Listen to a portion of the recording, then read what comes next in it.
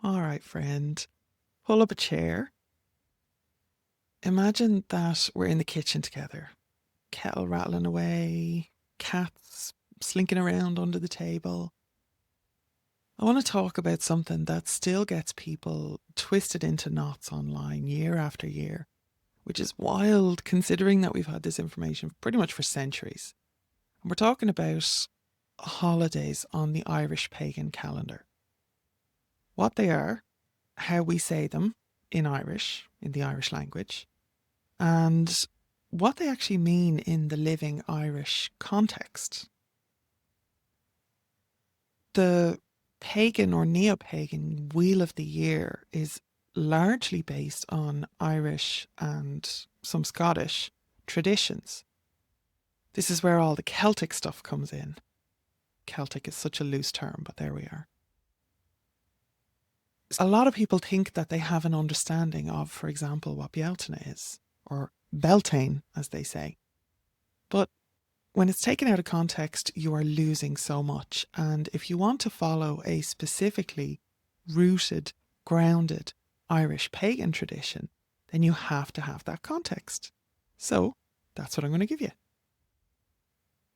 If you're new here, I'm Lora O'Brien. I'm an Irish 3 educator, author, and, long-time loudmouth for doing this work in right relationship with the land and the people that it comes from, our Tua, our tribe.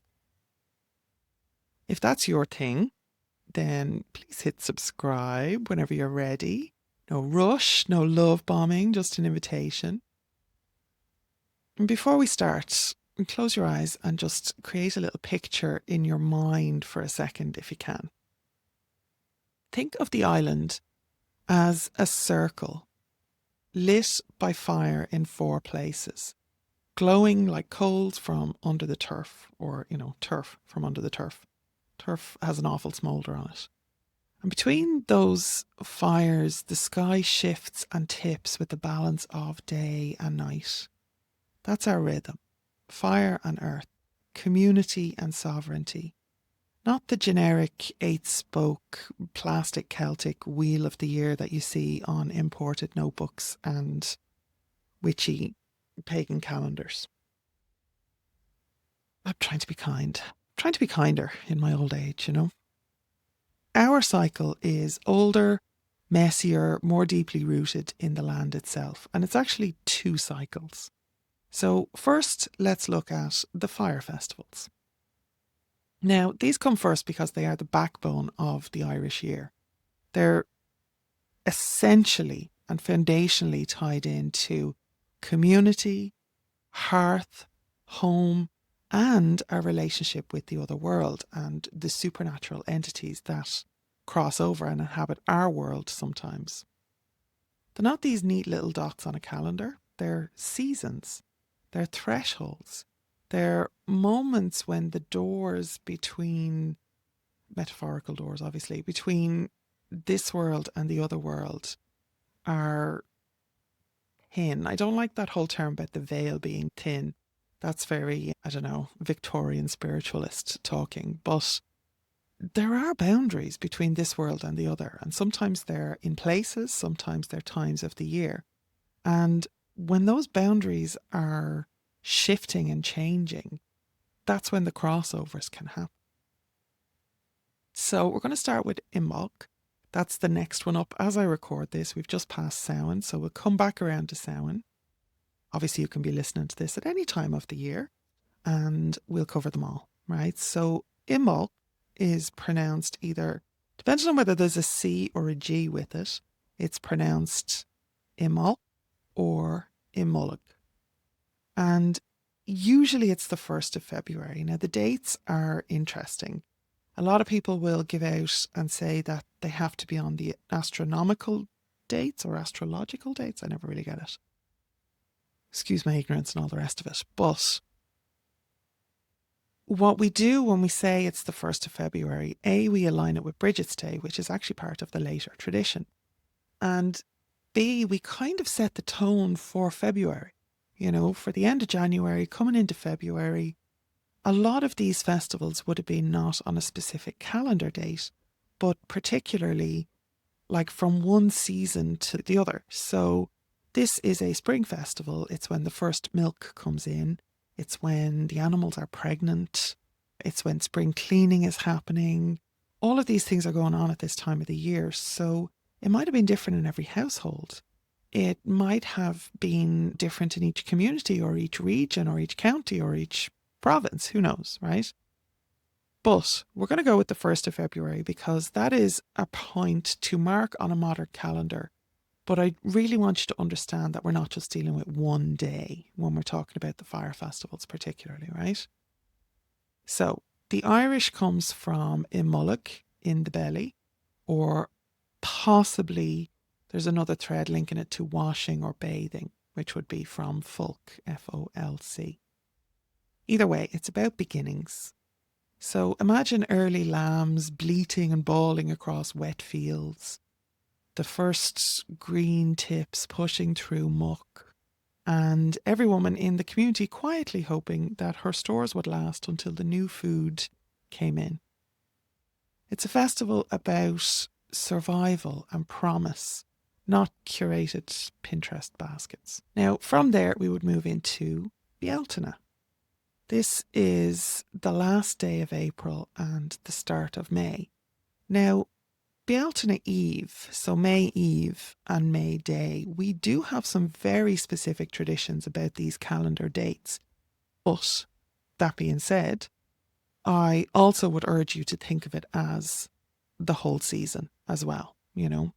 So end of April, start of May. And look, there are Scots Gaelic forms of this word, but Bealtaine is still the word for May in the Irish language. So please don't anglicise it to Beltane. If you're working with the Irish traditions, please, please, please respect the Irish language and just say Bealtaine, okay?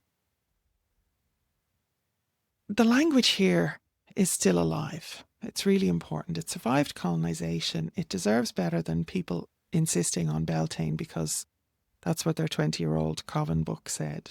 And of course, it has to be right. That is actually something somebody said to me one time, that it's part of their 20-year-old traditions. So they're going to stick with it, you know.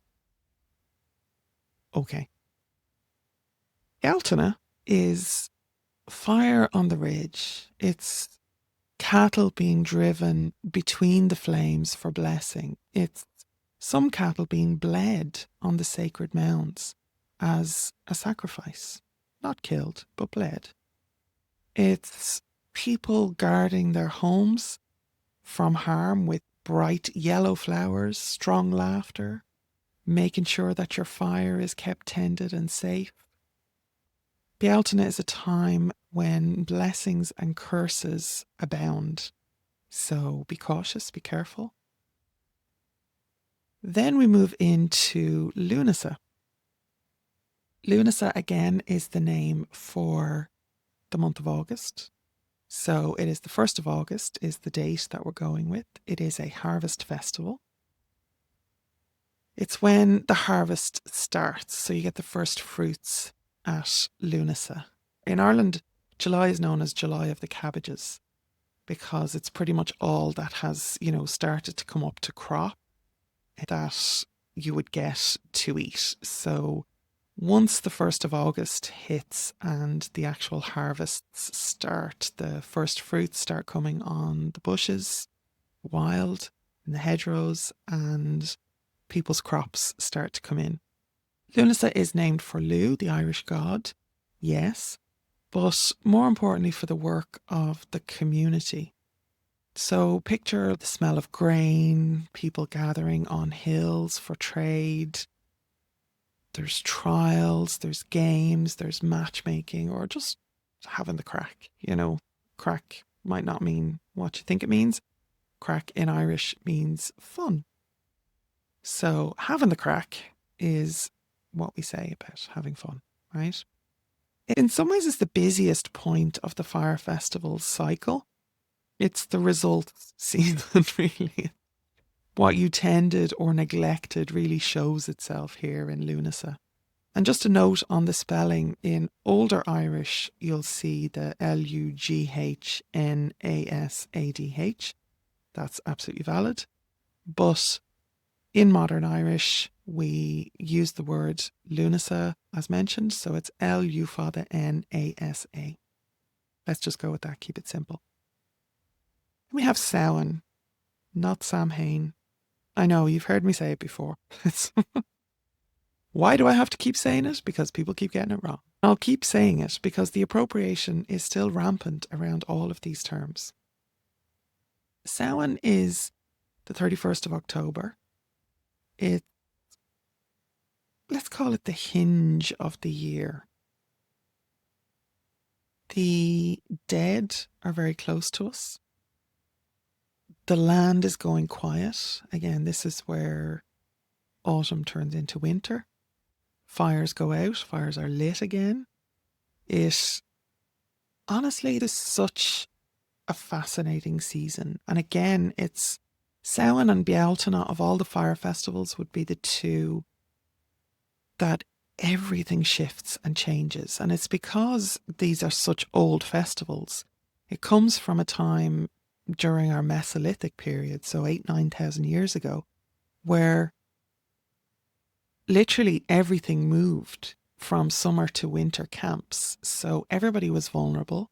It was a time of magical protection, but it was also a time when you could, take people down magically. It was a time when everything was in flux, liminality abounded, and the other world was close.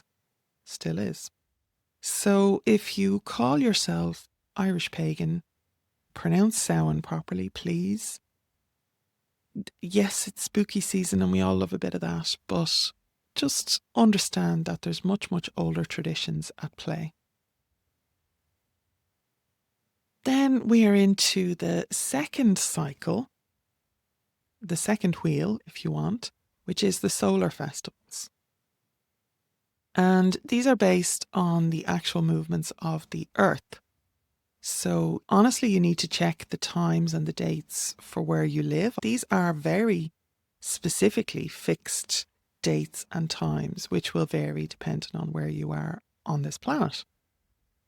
So don't rely on this 21st of the month is the solstice, right? You've got a phone, you've got a computer, use them. These festivals for me always sit with the themes of community, land and sovereignty. There are obviously Irish names for the terms. So we have Arach, which is the spring. And this is where we have the spring equinox, which is the balance of day and night. Seed in hand, the ground turning over. It's the sober kind of hope. Then we have Saura, the summer. So Grianstad on Saura would be it's the stopping of the sun in the summer. And this is the longest day when the sun was thought to stand still in the sky. Light is stretching out so late that the birds don't know when to stop arguing. This isn't some pseudo-Celtic litha nonsense, right? Those terms were made up for a different system. This is simply midsummer in the Irish tradition. And then we have 4, which is the autumn. So the autumn equinox is back to the balance again, but it's shifting towards the darker this time. And what you bring in now will decide how well you get over the winter. Then we have Givra. Again, we have Grianstad on Givra, which is the winter solstice, the stopping of the sun during the winter. This is the longest night. It is a time for deep rest, stillness, pulse of the land so faint that you could almost miss it. Now, our ancestors tracked this festival with stone and sun and shadow, not star charts on Instagram. And there are monuments to this particular cycle of festivals. There are monuments all over the country. So comment below if you would like me to go into some of the specific monuments that are associated with the festivals. I think everybody knows Newgrange for the winter solstice, but it's not the only one, definitely. And what I'm trying to get to here for everybody who's listening, and we're in 16 minutes now and I'm still talking, but we're looking for a living practice here. The exact times and dates, I mean, yes, for the solstices and equinoxes, the exact time, but like when you actually do a little ritual around it, has to be sometime it makes sense for you. So, for example, with the winter solstice, I do a vigil through the darkest night until the sunrise the next morning. I've done that since I was 16 years old, basically. And it's a personal tradition for me, but other people have picked it up over the years. And it's something that is very much a part of my living practice. And I would have little things like that around all of the festivals in both of the cycles that would be personal to me or to my family as well. So these festivals aren't these like frozen artifacts that are dug up out of the ice or, enshrined in a bog. There's different dialects, there's different households, there's different regions. They all had different variations. And they still do. Ireland isn't a museum. It's a place full of real families, living language, contradictory, often, traditions, and really complicated history. And please remember this part because it matters. It really matters. Irish paganism isn't a consumer product. It's not here for spiritual tourism or for people to turn into content that they can take my stuff and decide that they're going to teach it themselves or monetize it after 5 minutes of practice, right? Be a student, be a witness, be a neighbour, not a colonizer of culture that you only maybe half understand. So here's a quick recap, quick rhythm of it. Say the fire festivals with me. We have Imbolc, Bealtaine, Lunasa, and Samhain. And then we have Arroch, Saura, For, and Givra. And if you stumble, that's grand. Keep going. The language is a muscle. You need to use it. If you want to go deeper with this, or if you want some visuals, if you want to see them all spelled out, I know we have the transcriptions, but if you want to look at it visually, because I know some people learn that way, I also have a blog post that you can look at. And I just want to make sure that learning this tradition is accessible for people. It's all free. If you want support from actual native Irish practitioners, our students only community at the Irish Pagan School exists for exactly that reason. You can go to irishpaganschool.ie/community and join up there. And it's really an antidote to overwhelm and to the nonsense that spreads online. So thanks for sticking with me. This helped you to build something steadier in your own practice. Give it a like so that the algorithm actually shows it to other learners, which is amazing. Subscribe to the channel and all that good stuff too. Share it with a friend if it's useful. And if you've got questions about what these festivals look like in daily life rather than, on TikTok or Instagram, drop them in the comments and I'll do my best to get to them. I do read all the questions and any nastiness gets blocked immediately, just for the record. But mind yourselves, mind each other, and mind the land under your feet. Slán.